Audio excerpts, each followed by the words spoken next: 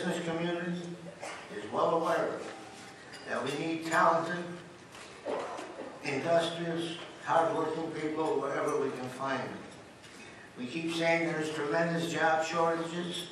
There are tremendous skilled job openings that cannot be filled and should be filled, and in ordinary times it will be filled. And because of our policy on immigration, we can't fill them at the present time. Now our competitors, fellow countries, roll out the red carpet for entrepreneurs. We have no entry visa policy yet in this country. They heavily recruit our advanced students, whom we educate, pay for it, and send home. They want our scientists, our engineers, and other skilled professionals who invent new products, launch product lines, and we let them go home. We do all this in the face of a 9% official unemployment rate and an unofficial rate of unemployment of almost 16%. Neither one of our parties, Republican or Democrat, or Tea Parties, have embraced a job creation strategy based upon immigration reform. Now, this will not happen overnight. We become a country that we go for the quick fix. Your arm hurts, take an aspirin. You cut your finger, get a Band-Aid, and so forth and so on. We're impetuous, and we can't wait. But we have no choice. Visa reform is an economic and emergency imperative. And I feel it is important to the next national election to become one of the important parts of a party plank. Because as I stated, 25% of the people in the world who want to leave their countries are not saying they want to go to China. They're not saying they want to go to India. They want to come to us. And here we are, trying all our stupid maneuverings, talking about the deficit, when the answer is staring us in the face. Providing visas to the brightest and the foreign graduates of our universities will allow our economy to reap the reward of their work, and at the same time allow immigrants to serve in our military and have the chance to pursue a career and build their lives here legally and help the long-term health of our country, as you have.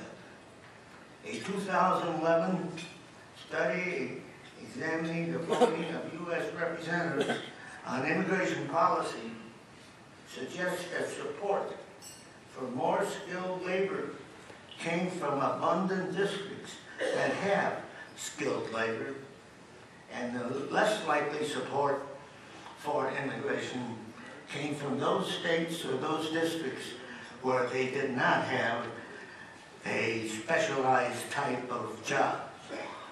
Here in our beloved country, political debate on immigration has flared repeatedly. And note that I said political. That is the reason why the framers of our Constitution put together the form of government that we have in this country. You see, we are not a democracy. We are a republic. But slowly but surely, we've become a democracy. And no democracy can last over 200 years, because sooner or later, the voters find the key to the treasure. Canada, today, our neighbor, friendly neighbor, has the highest per capita net immigration rate in the world, driven by economic policy and family reunification. And they allow well over 265,000 immigrants, permanent immigrants, to come in. And that is why Canada today is nowhere near, not even close to the economic morass that we have today in this country. The leading immigration countries to Canada are China, India, and the Philippines, and there's no reason why it could not revert in some way to the very beginnings of our country. We know what made this country great. Why have we forgotten? Why have we forgotten? I will give just a few more figures. Between the 17th and 19th centuries, we brought into our country millions of Africans against their wills, and they had as much to do with the building of this nation as any other minorities that I've mentioned today.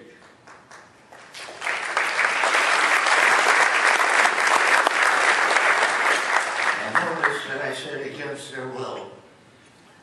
When I went to school, you should know, because of my age, my schoolmates were children and grandchildren of slaves. And I went to school in Cleveland, Ohio. We, at one time, by the year 2006, had already increased the number of immigrants coming to our country up to 37.5 million. But most of the immigrants that came to this country came between 1870 and I'd say 1910. We must tell our representatives there are more things that they should agree on as far as immigration is concerned than they should differ. There's an opportunity today because of our deficit, because there's a crying need of millions of people who want to come to this country because we keep talking about unemployment. And here we are bartering and ignoring the voices of future business leaders who can actually create jobs, if only we would